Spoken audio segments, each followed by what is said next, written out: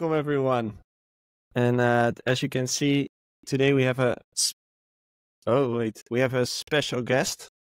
Sorry, something started playing in my browser. We have a very special guest today. Someone that I think most DJs will know. Even like the older ones, the younger ones, you've managed to stay relevant for a long period of time. And I think last week you've mentioned 30 years, right? Yeah, that's right. So officially next year, I've been putting out 30 years of tracks. My first vinyl release came out in 1995.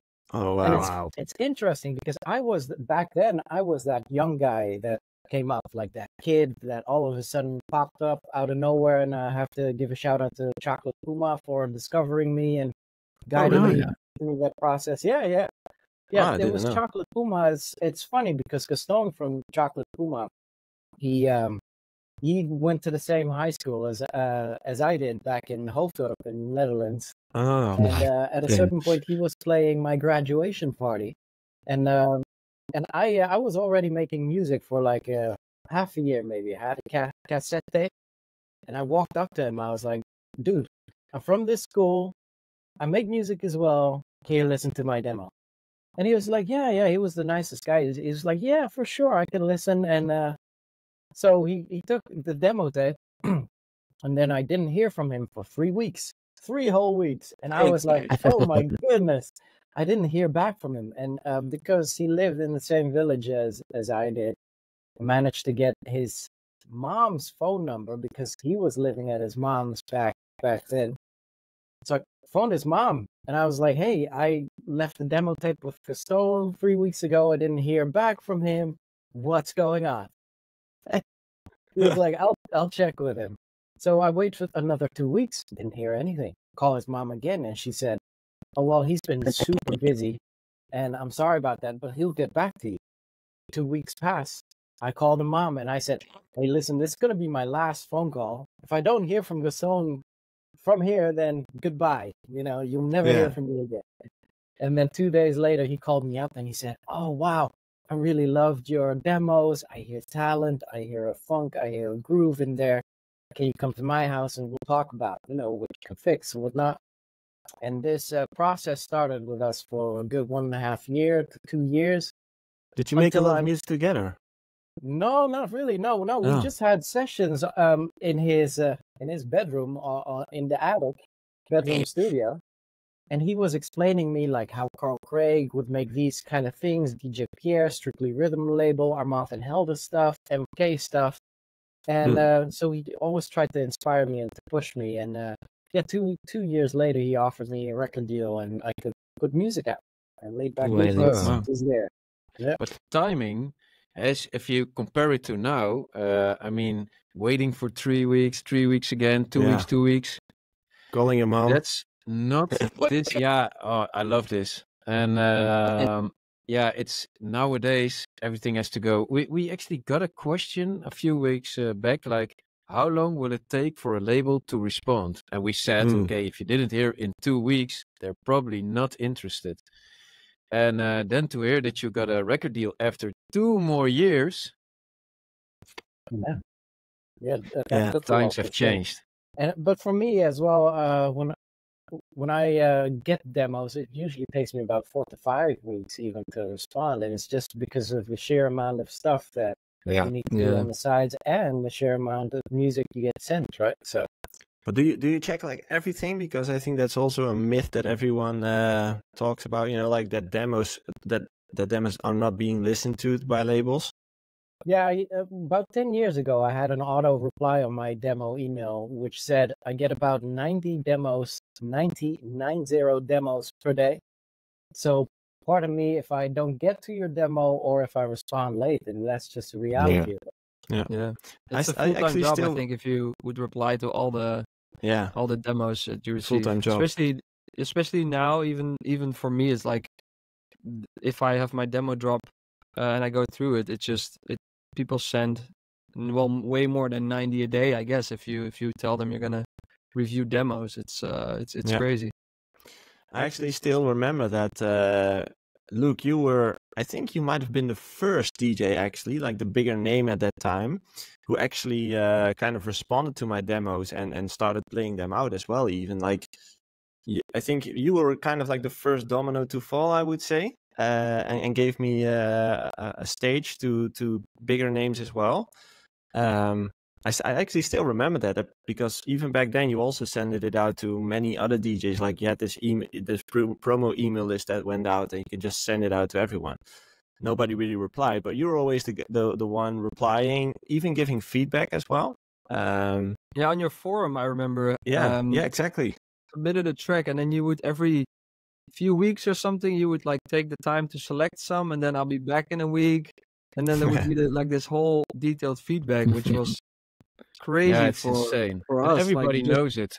All the Yeah. people that have been on the forum, but also for us, Luke, you were not the first, but the second. You were came close after Tiesto, but Yeah. also really quick. And I think a lot of DJs and a lot of big names now also nowadays, they all remember when you say Laidback Luke, he's the guy that's actually interested in talent. And I think, yeah, it's a really one of the biggest compliments. And also for all the youngsters that are trying out now, there's always a Luke out there still, and Luke is still here, and it gets listened to. And when you get to that level, you will be heard, and you will get the recognition you're searching for. Yeah, well, True. thanks for that, guys. I really appreciate it. But this actually stems from my time with Stan, where he was such a good mentor and coach for me. And he was a huge name at that time. Like at that time, he had the Good Men. He was in the top 40 all the time. They had their Fresh Fruit record label, which was massive. And then to take on a nobody like me, and just being so kind and guiding me through the process. And I remember bumping into a couple of other professional DJs at that time, and a bunch of them were so arrogant. And I told myself that if I would make a name of myself, I would be that guy I was always looking for as a talent. So that's where it came from. But is it sustainable though? Because I can imagine that in the early days you have that mindset and say like, hey, I'm gonna be that guy. But as you mentioned, like you will achieve a point where you get 90 demos a day. You know, it's just it's not sustainable anymore. How do you keep the patience or find the time? Like, because I sometimes, if like go through demos, it can be very demotivating because you find like after 10 tracks, sometimes maybe one good track, and it's just very like, oh, this is costing a lot of time. I wonder how you, throughout the years with this very crazy career, kept always that time and patience for demos. Yeah, it's a dedication, but I also have had the time to grow into my career while growing into guiding young talent. And I saw first results were amazing. You know, first results for me were guys like Afrojack, Marky Moore, bingo players. To see them, you know, go out and make a name of themselves was incredible. But then after, this is a funny story. I remember being with my first ex-wife, and she would have loved for me to sit on the couch next to her to watch Goeie Tijden, Slechte Tijden at night. And I was like, no, I can't. Like, I need to be on this forum. Like, I love talking to these guys. Some of them are really talented. And she got real mad at me. She was like, I don't understand why you're wasting your time with this. Like, do you get money from this? I'm like, no. Who are these kids? And I'm like, well, currently they're no one. And so it's funny, right? My ex and I, we separated, and about 2019, I told her, like, remember that time you wanted me to sit on the couch and remember the talents I was talking to? And she said, yeah. And I said, one of those talents was Avicii.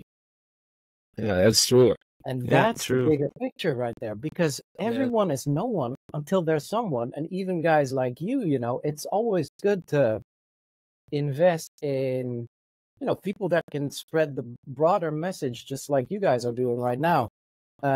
So people may seem like no ones, but the bigger picture is that there's always one or two or three in there that can really influence the whole landscape in the near future. It's actually insane if you think about the amount of names that came through your forum or through you. Like you've mentioned Afrojack, Avicii, Like we've all been there. Who else? Like bingo players, as you mentioned. Yeah, It's Bart insane. Moore. Oh man, Bart I Beamore, loved his yeah. old tracks. Yeah. They were Oh man, insane. yeah. Those Yeah. were insane. So it This goes. is, yeah, Oh so it shit. goes. This is for Yeah. you guys as insiders, but guys like Dirt Caps as well. They're, Oh yeah. you know, I could name a bunch of Dirt them. Caps, You know, yeah. Hey, uh, that's Max. yeah, Yeah, Yeah, yeah, Max yeah. Jay is working in the with same studio building, same right? building. Yeah. Yeah. So It's yeah. insane where all those same kind of it's been such a weird era if you think about it. Like those whole, let's say 2000s till 2015 has been such an insane period of time for EDM and Dutch DJs in general. If you look at Yeah. how many DJs are successful from that period of time, it's crazy. Yeah, that's Do you crazy. do you think something like that will keep happening, or is in that we can keep up the consistency with Or did we successful hit the artists from top? the Netherlands? Yeah, have we peaked? Yeah. Have we been- Well, that's a good question. I think the landscape has totally changed. For Mhm. instance, I love what you're doing on the Discord, Joey. And if I would be Thank you. Laidback Luke 2024, I should be on Discord, right? So make sure if you can leave a comment anywhere if you want me to start a Discord. Yeah, But in we the can. landscape of social media, after peak time EDM, you know, TikTok generation, it's just a whole different landscape. But also the industry part of it, the how much it's been professionalized, and you know, there's so many angles here which could prevent from something organic happening like it was back then.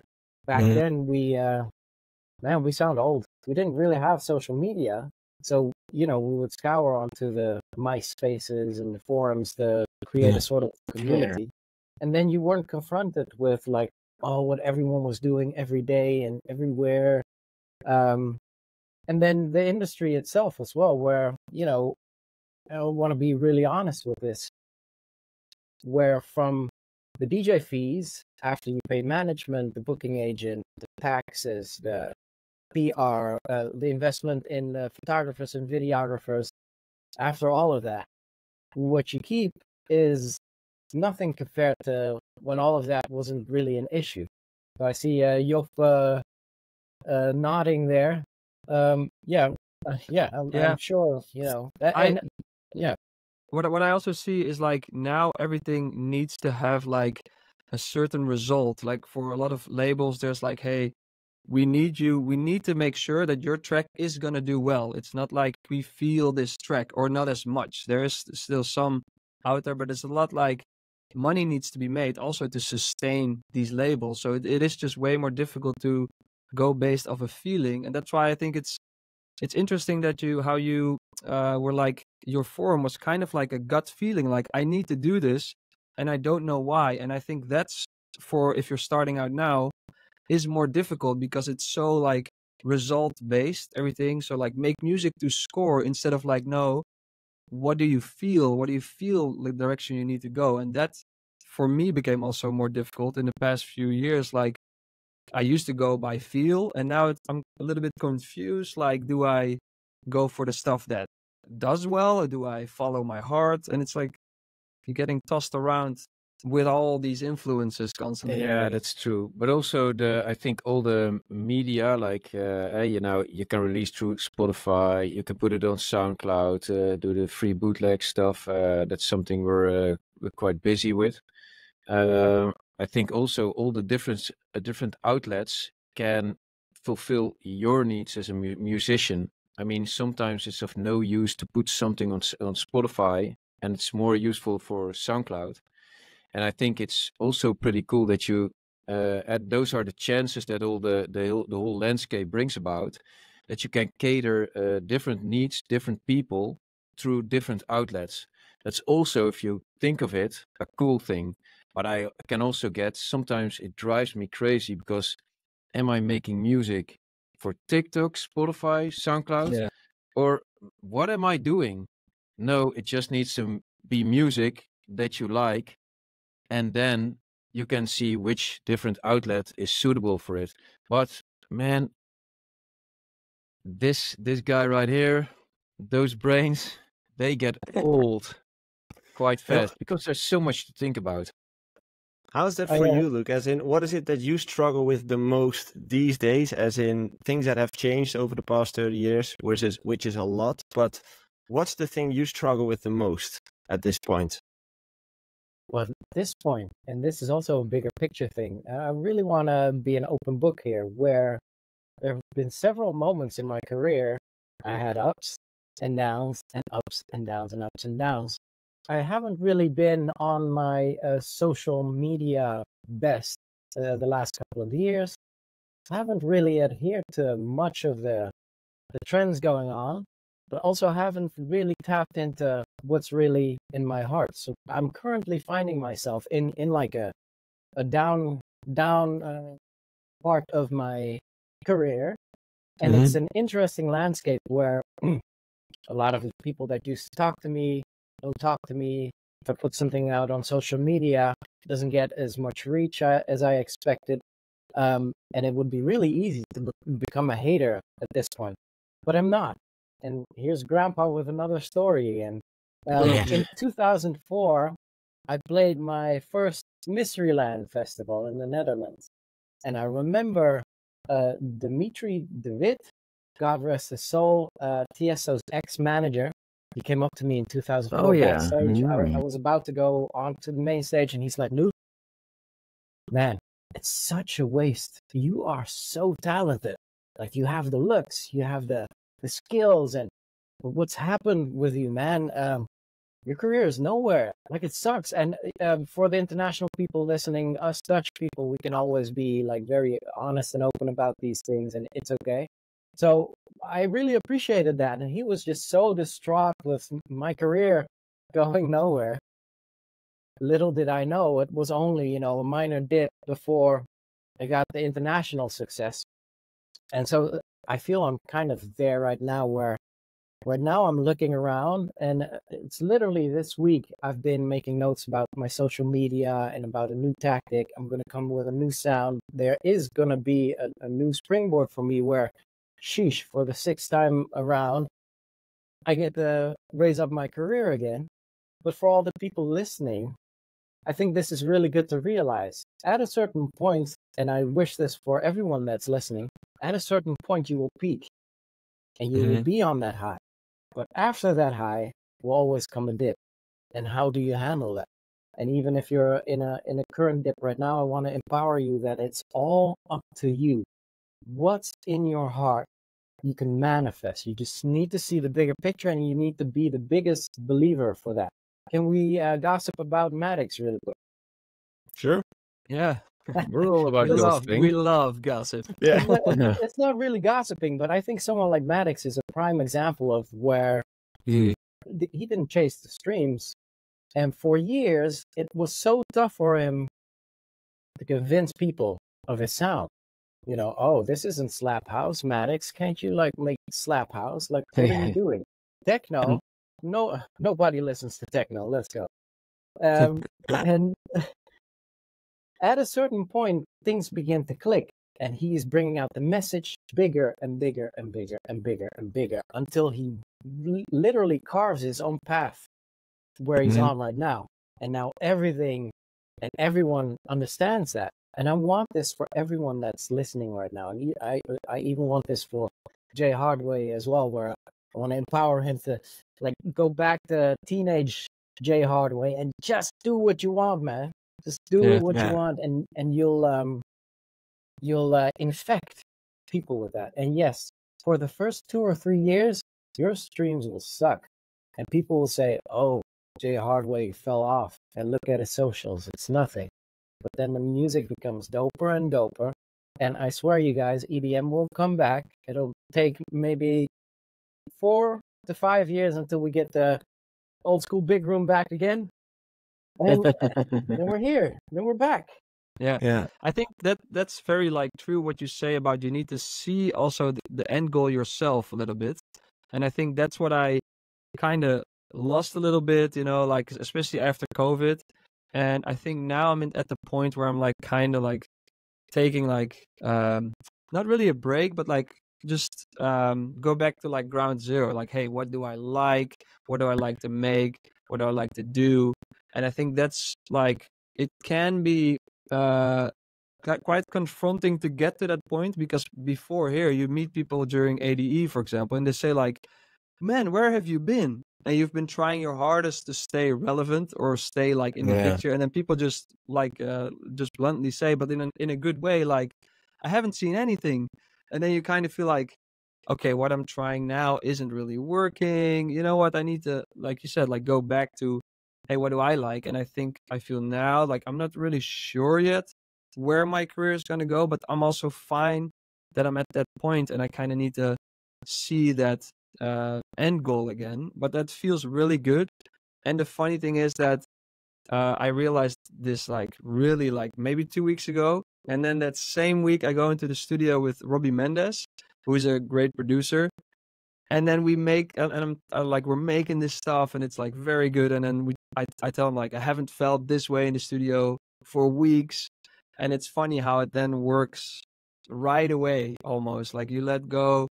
And we talked about it like, it's like when you separate with a girlfriend, and it's like you want to chase to a new girlfriend, and you're like doing everything to get a new girlfriend up until the point after a few months, and you're like, you know what, I'm fine right here, you know, I'm by myself, I'm doing good. And then like walks in the girl of your dreams, and like it always seems to happen like that. That's which beautiful. is really funny. Can I turn this into a Jay Hardway therapy session for a moment? Sure. Yeah. Welcome everyone. No, this is great. I love that analogy. I actually got goosebumps when you said that. That's really great.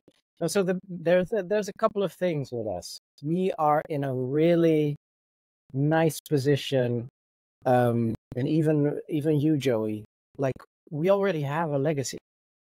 We have already done it. We had that talent. Yeah. We came out of the talent pit. We did it. We were on top of the world. What I need you to remember is that talent, even though you don't have the clout, that talent is still there and will always be there. And it's so weird because that guy that Ralph pointed out in your brain will tell you, oh, you've lost it, you know, you're out of touch, and no. And furthermore, if I look back at Jay Hardway's career, you know, obviously the Garrix times and, you know, Julian Jordan and all of that era, there's a whole generation that enjoyed your music back then as well. Man, that's it. And indeed, that's then the ex-girlfriend whom you don't need to chase anymore, but that's done.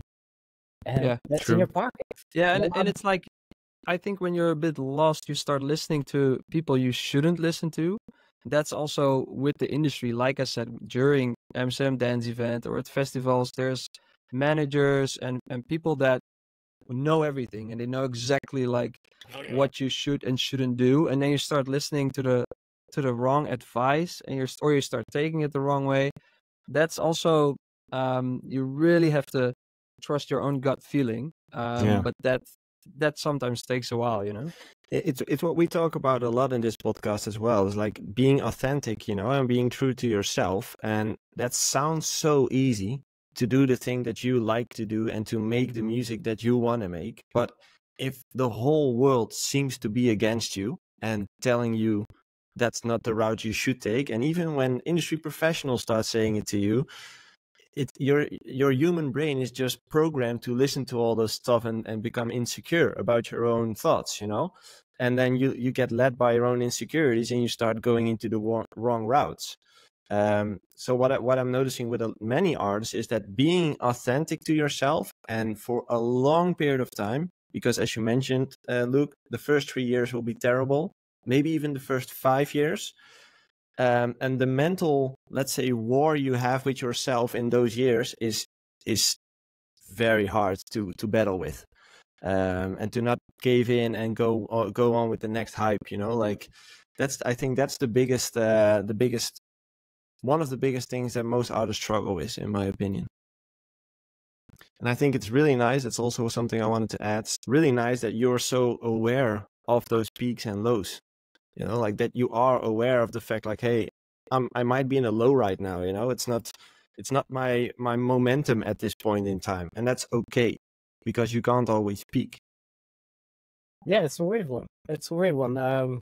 Because like Jay just said, I've been working all this time. I have been putting tracks out all this time. It was this weekend. It was very confronting. I was out here in New York City. I was at a festival, and I came across a couple of people who recognized me from the crowd or whatever, and they said, "Oh, it's Laidback Luke. Wow, I haven't seen you in ages. Are you still putting out music?" I was like, "Whoa!" I My just answer released was, a new record, thank you. Yeah. my answer was, "Why aren't you following me?" And they were like, "Oh yeah, I don't know actually, but yeah, Yeah. I've been putting out tracks every 5 weeks, these last 10 years, and it's weird that people will pick up on that."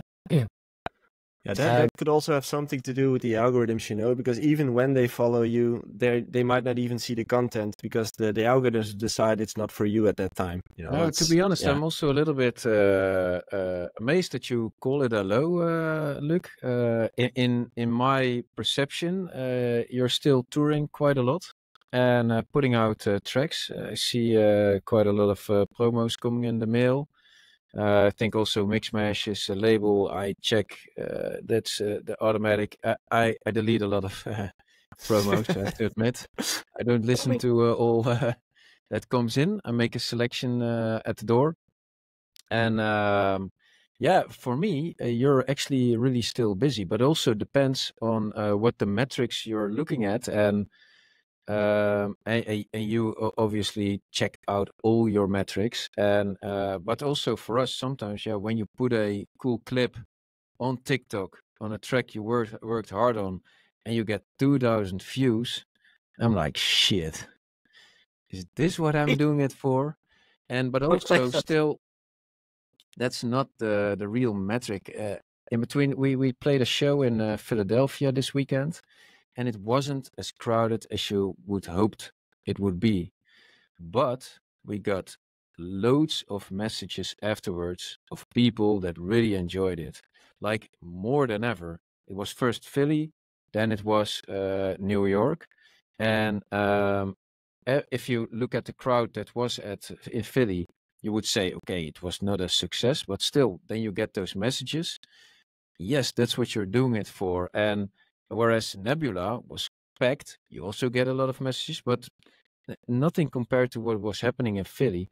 And that's always, I think it's hard, but sometimes it's not as bad as it looks or something. Also, those 2,000 plays on a stupid TikTok video, it's not what's really important all the times. And but I have to admit, I'm also sensitive to when I don't see the metrics working, because there's so much time going into making the music and getting it heard, and when it's not getting heard, you get hurt. Yeah, I think social media is just also tricking a lot of people. And because I've had times where I did a lot of shows and posted a lot, and then people were like, "Hey man, I haven't really seen you. Are you still touring?" And it's just someone that then comments that didn't, you're not in their algorithm or whatever. And the other way around, when you're not touring a lot, but you're posting here and there, and people are like, "Wow, man, you're all over the world. Have you been home? While you had like 1 weekend away in a month."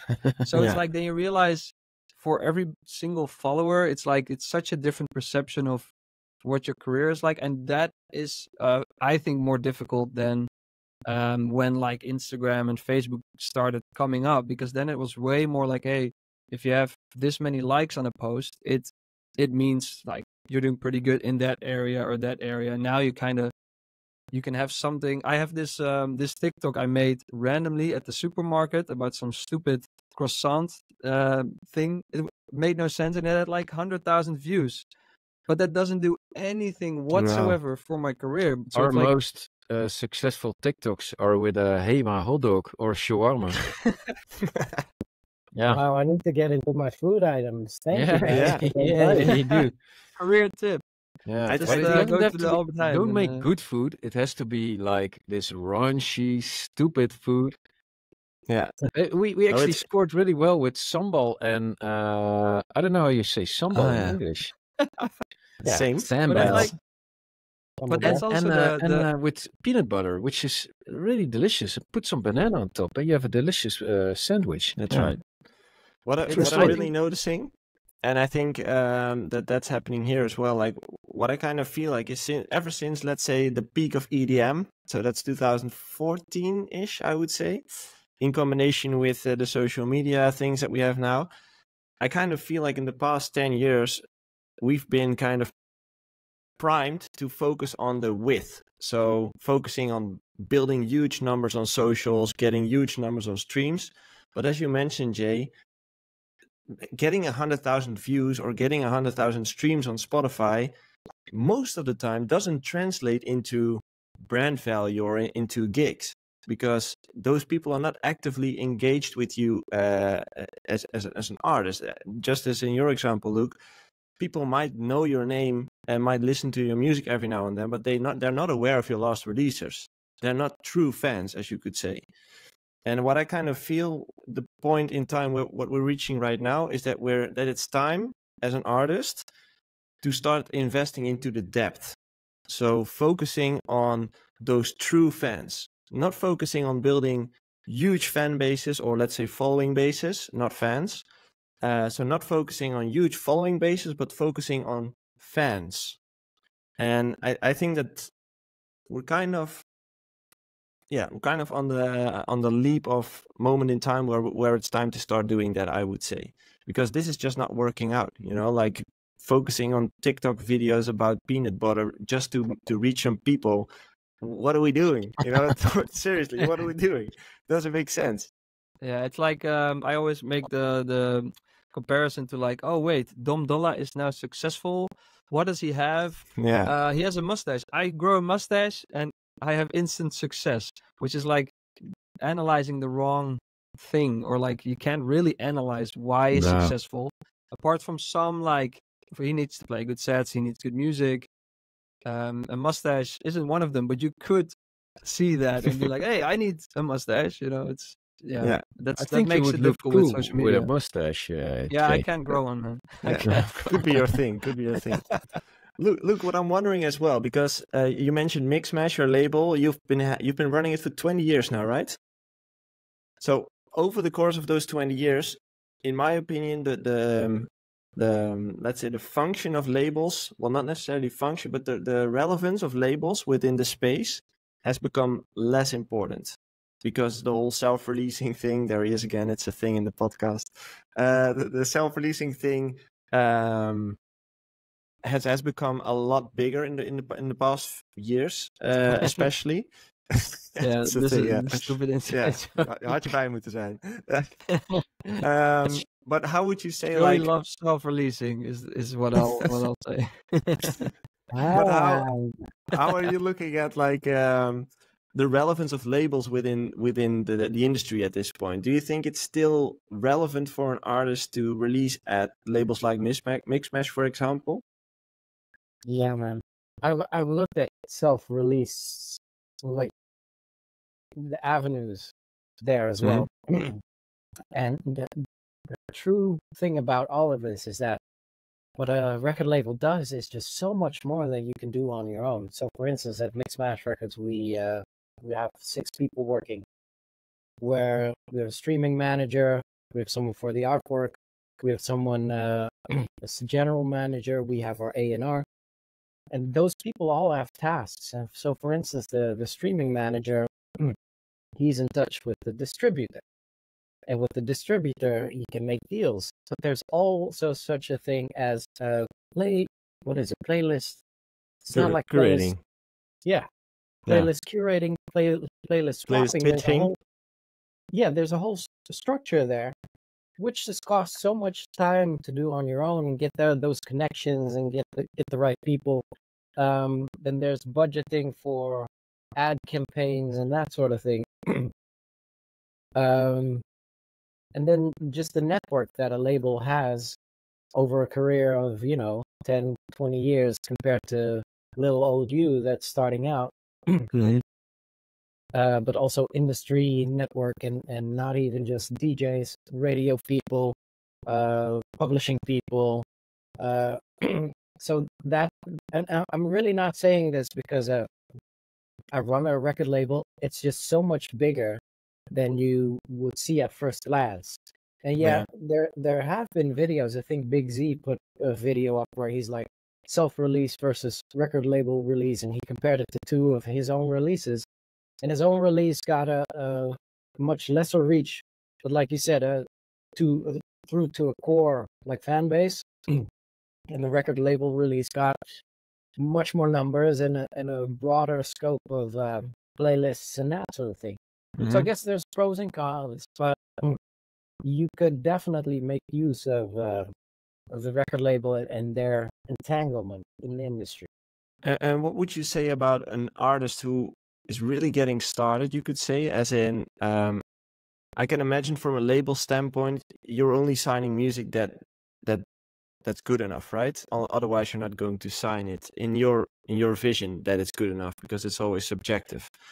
But from a starting artist point, it's kind of impossible to get signed to a label because the music might not be good enough, or you just don't get heard because there's 1,000 demos and it just gets lost in the pile, you know. Would you say it's also smart to wait with releasing until you get signed, or would you say start with self-releasing until you get signed? Yes, start with self-releasing until you get signed, and just already live the dream. So what we are looking for as a record label is the full picture. Like, the music needs to have something, that wow factor.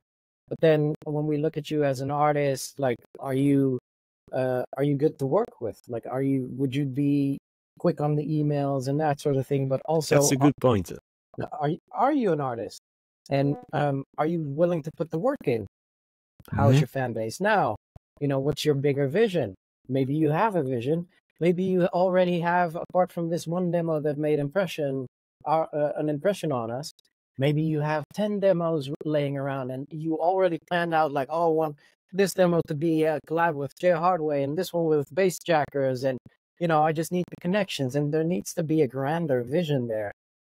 So we are looking for those people, instead of just, with all due respect, because I love producer nerds, Ralph, but not just be a producer or nerd, but also just be like a full package. Yeah, that we can, because then it becomes a 1 + 1 is 2 situation, instead of just the record label doing the heavy lifting. Yeah, it's a very good point also. Exactly.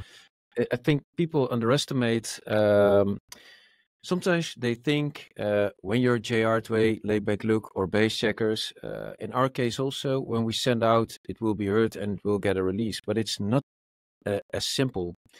For us also, I send out quite a lot of tracks to A&Rs, and it's more than often that I have to call to see what they think. They don't act on their own. You really have to push them. You have to maybe persuade them, give a little backstory. What's the bigger plan? Is this a release on itself, or is there a follow-up? And how does that entangle with each other? And there's more to it than just sending it out and hoping for a release. And also, for most A&R or labels, it's way more interesting to build something together than to just do a release. And also, if you think you have a really good track and that track is not getting heard, if you have that talent and you can continuously do that, it will get heard eventually. Maybe not the first 3 times, but the 4th time, 5th time, chances grow bigger and bigger and bigger. But true. Yeah, it's a good one what you're telling. We actually didn't speak of this before on the podcast, but you did. I remember we made a clip from that you mentioned that it's important to have a vision as an artist, and we did talk about it, but not that much. But I love that you speak on it, Luke, like that it's important to have a plan, you could say, to have at least a vision of where you want to go, and that a label is also looking for that it's not just the music, but kind of the full package, because I think most artists don't realize that. Yeah, and it's like you also need that real belief in your thing as an artist. So you need a track that if I send it to a label and they reply with "we don't like it," then I know usually if I still really like it myself, and if I know like, hey, this is good. So, or you bring it to the label like that. Like, I know this is good. This can be, I think, quite difficult if you're starting out, or if you're like insecure, or like in an insecure period of your career.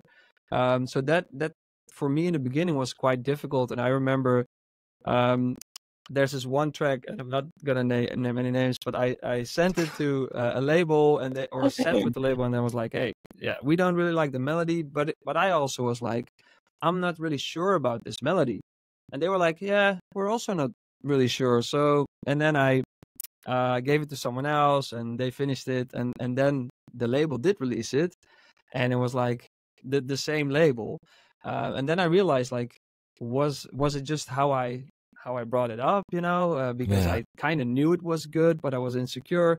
That's where I think we talked about this last time, or the time before, like, if you need a manager. I do think it can be helpful to have some like producer friend or manager that you can go back and forth with, and kind of decide, we think this track is good, so that you get some confidence. Because I remember having some stuff like on my own in the studio, and then immediately going to the big label, and then you're like, yeah, is this any good? And then you get the people listen to it like that as well, like, well, we're a bit not sure about this. Instead of, if you're like really like, this shit is gonna burn your speakers, this is the best shit ever, they're gonna be like, yeah, let's turn it up. Self-confidence. So, but don't send it right away. Keep it, listen to it tomorrow and the day after, because man, sometimes I was like, what was I thinking? Yeah. But that's why you need some people around you that can help you kind of get that confidence. And that's why we talked about this. That was what the Laidback Loop forum used to be. Yeah, for sure. That was insane. Yeah, I got a lot of confidence from there when all the guys and girls sat there, mostly guys, I have to admit. But and they all said like, oh, if everybody was unanimous and the biggest hater was hating, then you knew this is it. And and that gave you that boost. Okay, fuck it, let's send it to this DJ. Yeah. And that's really helpful. And for me nowadays, we kind of lack that space. We try to be it as artist coaching on the Discord, but it's kind of a lost thing.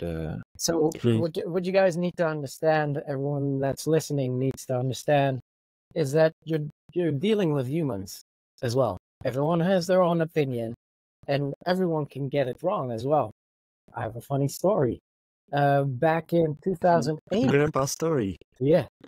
Back in 2008, we as Mixmash got a demo in from Avicii. Avicii was up and coming. He wasn't the big name. And it was a track. Back in that day, everything was electro, like big farty bass lines, whatever. And he had made a track, and it was such a long melodic break in there, like a good 1.5 minute. And the drop wasn't really heavy, and it was all kind of like a fluffy thing going on. And I said to my A&R back in that day, I was like, dude, what do you think of this track? Should we put it out? And he's like, well, I don't know, man. I'm not feeling it either. Like, it's just a little bit too melodic and whatever. So we turned away this track, and this track was Bromance. Wow. So, but this happens. What I want everyone to know, and I want to reprogram everyone that's currently listening right now. If a record label says it's not good, or if it's not for them, that doesn't mean you suck. It means there's no match between the label and your music. And that's Good it. point. And you will need to find a better match. And if you don't find a better match, and you still think this track is good after you've kept it for a month, 2 months, then just put it out in the world and see what it does. And that's it. Yeah. Normally, Ralph is the guy who drops knowledge bombs in his podcast, but now it's definitely... I'm going to get some coffee then. You can go now. Thank you. I don't have a job anymore. No, you're usually the one with the wisdom bombs. You let me and Jopke say all this stupid stuff, but and then you already Ralph, know the answer. Joey doesn't have his book cupboard behind him. True, Normally I'm he a reads out different his setting. book. I read it.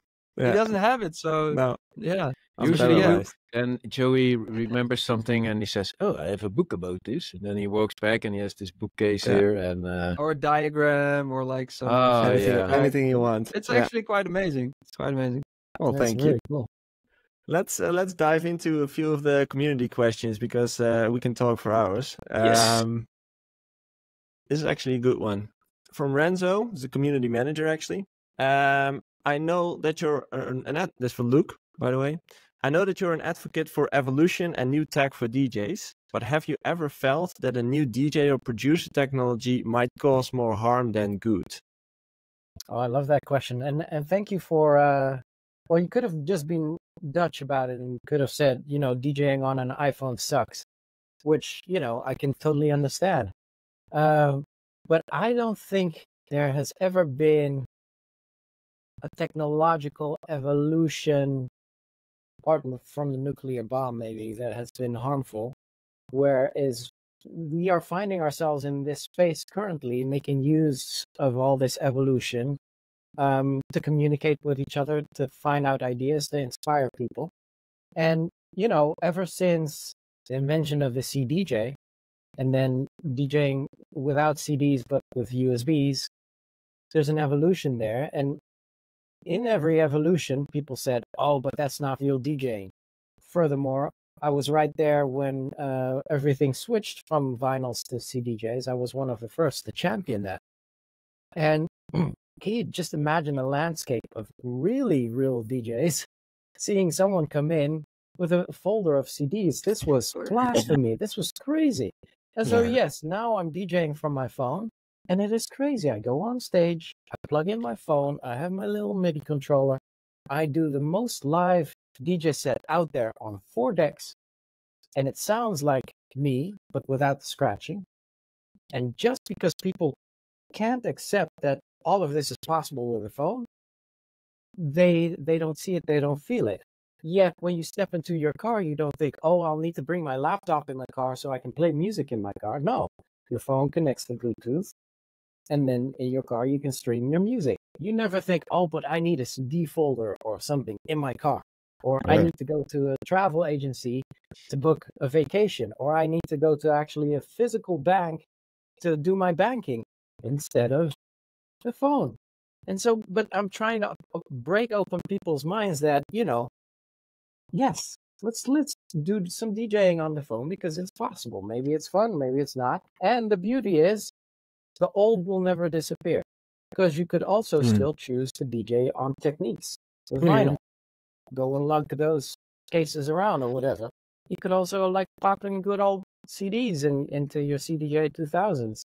Have some fun with it. It's not gone. I think it's one of those things where online you or these things get a lot of hate, or people are looking at the decks and oh, he's doing this, or he's people are hating, and then in the crowd people don't, 99% probably doesn't even notice it, and it's just having a good time because they're enjoying the music.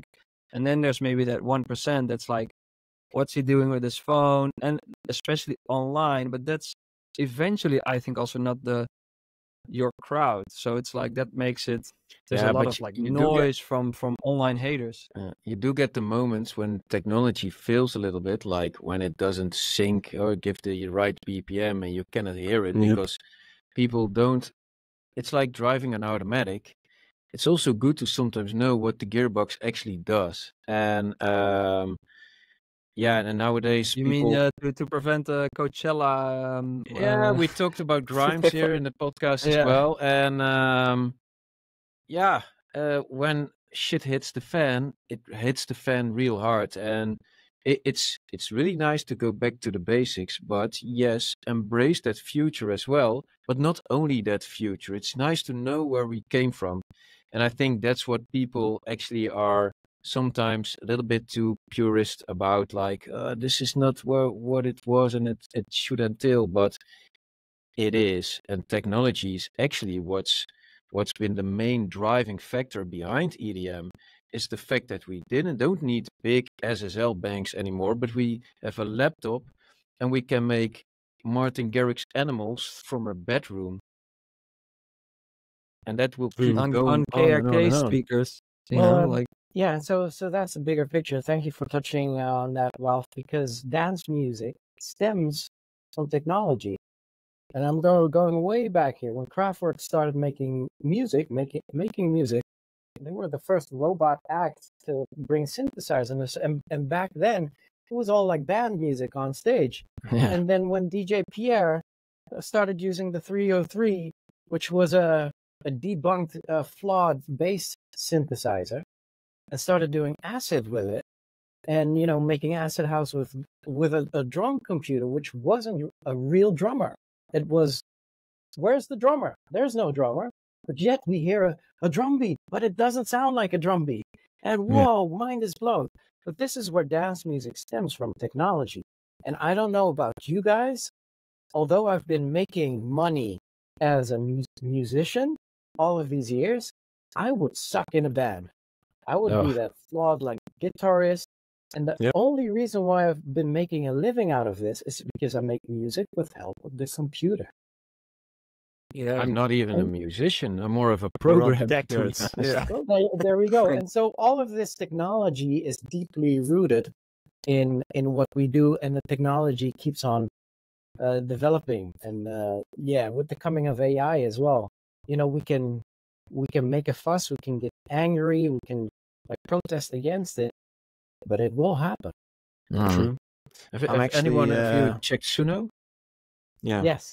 Yeah. Oh, man. That's it, They've just had a 125 million investment to build. Yeah. That's not even that much, if you ask me. It's pretty amazing already. I'm actually at this point right now. I'm in Lisbon at a Web3 conference, so tech conference, I would say. That's why I'm here, and it's really crazy to see like the amount of creators that are dealing with technology at this point. Like there's a fashion stage, a gaming stage, music stuff. All creators are kind of struggling with technology and their creativity. It's all about using the new technology to build new stuff, and everyone's afraid of it, as you mentioned with AI, Luke. Can I just throw in your dreams and give you some nightmares? Sure. Here's the bigger picture. This is going to be the future, and it sucks, and we will need to find a way around it because it will happen. What I see happening in the near future is that the creator process will get out. So a regular person comes back from their job and wants to crash down on the TV, behind the TV, wanting to have dinner, watch a movie. They have about 1 hour and 24 until they need to be in an online meeting or whatever. So they tell the AI, which is in the house, right? Give me a movie that's a martial arts movie, but make it funny, make it with young Sylvester Stallone, and give me like a older version. And I even forgot her name, the actress of The Hunger Games. But 1 hour and 24 minutes, and give me a happy ending as well for you guys. Happy after the release. So And, you fit right in the podcast. The AI thinks 1.5 minutes until you warm up with your meal, and then you sit down and there's your movie. Same goes for music. So what you want to listen to is not even, you see already in a couple of playlists, it's not about the artist, it's about the actual music you want to listen to. Mm-hmm. I'm going on this drive, and I want music that sounds like dance music, but not too up-tempo, give me a little less. And then the AI will fabricate that, and if you like what you're hearing, you can share that, but it's not made, like it comes falling out of the air, kind of. And that is 5 to 10 years. I truly believe that. And then follow-up question for you: where do you see the role of artists in this future? So influencers will actually get more influence in terms of human interaction, where we are sitting here right now interacting as humans. That's a sort of a community. But what AI doesn't have yet is in person, giving someone a hug, shaking hands, dancing with each other while bumping into sweaty people, and that sort of thing. And all of that type of community and interaction and humanism will become so much more relevant. So real life experiences, you could say. Yeah, because AI can't do that yet. And in regards to music production then, because if music kind of gets commoditized, you could say, it's just there, whatever you want, whenever you want. Would it even make sense to keep making music then? Well, you don't need to. But I see curating coming back. So, I would love to hop into Jay Hardway's list because I know all of what he picks and he chooses is the stuff I want to hear, or maybe he puts a label on his playlist, EDM Golden Days mashups. And I'm like, oh, what is that? And that's all the prompting he did is like mixed calling with the voice of One Republic. And we don't need to sit hours and do that. It's just like concepts and ideas and curation. Yeah, because music can just be made. I think a light version of that is already happening now, where 10, 15 years ago, you would create a kick or try your hardest to create a kick. And now it's like there's so many good kicks available within a second. You just have to choose the right one. And I can definitely see how you say like, oh, I just got to be really good at selecting the stuff or like making those prompts. Otherwise, yeah, I mean, the fact that I can produce is going to be kind of obsolete, or you don't really need to know how to compress a kick or whatever. It's just, hey, what's the best idea and how can you let AI do that? I think that's very interesting. Also, I'm very excited for this movie thing because that's what I also have been seeing. Like in 5 to 10 years, you can just say, oh man, I want to watch Lord of the Rings, but Frodo has to be done by Keanu Reeves. And it just can generate it like, and they like don't very drive real. horses, but cars like Fast and Furious. Bam! Stuff like that. You can just prompt that, and that's gonna be so awesome. Just and the only thing I'm, is, I'm looking forward to that. Yeah, I'm. The only thing is, I'm not always convinced that people actually know what they want to hear and to see. It's actually nice to be fed by people who do have that vision. I think that's why we love certain directors and certain musicians. That's why radio still works. And DJs that's why good DJs are a thing, because people are like radio is scratching the surface of what music entails. There's so much that you don't see and or don't know until you get deeper into it. And it's for those people, those are the opinion makers, the ones who drag the people to the festivals, those are the ones that actually matter for us as artists. So there's this little gap, and I'm really curious how that will work out. Like, look, you're also telling AI still misses the human component, and that's where the gap will be, and that's where maybe we will be. I think that's actually a cool thing. Be a shepherd. No, but it's but there's always the thing, because how many times haven't you been on Netflix, like 15 minutes of watching stupid shit you don't watch? I have a book about this. Like the oh man, shut up! I just wanted to bring it in. No, it's like the paradox of choice, as in that the fact that there's so many choice, people get paralyzed by that. That's the Netflix effect as well, because you can watch everything, you don't know what to watch, and you can't make a decision. Well, if you could narrow it down to 2 films, it's an easier decision, But yeah, I do think, I truly believe, I think it's also connected with the focusing on the true fans part, which we talked about in the beginning of the conversation, that the future will be more about being an influencer for that small little crowd of, let's say, micro influencers, of which you can create like real life experiences with, because all the other stuff kind of gets commoditized by technology. So I think it's really more about focusing on building deep connections, deep relationships, human relationships with your fans, you could say. Yeah, well, what I do want to add to that is, again, the old will never leave. Huh? So if you want to sit in the studio and work, 8 hours or a week on a track, it'll always be there. Like, there are still people painting. There's still people, listening to vinyl and that sort of thing. But the overall the major thing that's going to happen is indeed, and I think AI is going to help us with making those choices as well, because AI knows what we want, just like the TikTok algorithm, right? Yeah. So it'll keep on feeding you what you like, and if you want to step out there, you're able to. But yeah, indeed, the choices can be limited, and furthermore, if Jay watched a movie that he prompted and he thinks it's awesome, he can share it with us, and we can watch it too, and maybe that goes viral, right? Yeah, true. Yeah. Luke, I want to thank you for your time, man. It's been a real pleasure catching up with you after so many years and hearing some amazing stories from the old days as well.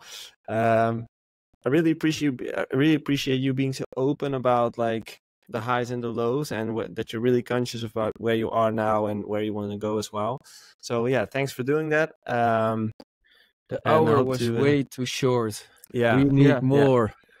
yeah. Yeah, Like well, we should just do it again in some near future. And thank That you would guys be for nice. having me. We share history together. I really appreciate all maybe- of you Sorry. and all that I you was- do. I was thinking maybe now we can just, because we now have footage of you, we can just let AI generate a Luke that we can just ask every week. Easy. Yeah. I'll ask Luke. And yeah, exactly. We No. were talking about all these socials, but hey, I have to take a picture real quick and put it There on we the go. socials. Oh, let's go. Smile. By the way, Luke, you're also free to join our Discord if you want, and just be there every now and then and answer some questions if you want. Like Cool. there's about 500 people in there, so it's a small community, but it's nice so far. So feel free to Send me a join if link. you want. Send me a link. I'll hop in and see what it's about, because I actually need to get on Discord. So Discord is, I think, a bit, it's still a bit difficult, I think, to like, how do you say, navigate it, but it does have, in a way, very much the old forum vibes. Yeah, it of would be forums amazing like for you, 10, to be 15 years honest. ago. yeah, Yeah, for you it will work perfectly, I would think. sounds good. So check it out. For everyone listening, thanks for tuning in. I see a lot of comments on the YouTube live stream. I'm so sorry that we were not really able to do all of them. I think we had a great conversation with a lot of value in there. So hopefully you're all set. We will be back next week. Don't forget to join the Discord. And yeah, thanks, Luke, again. And guys, you as well, of course. Thank you guys. See you next time. Thanks. Bye-bye. Ciao.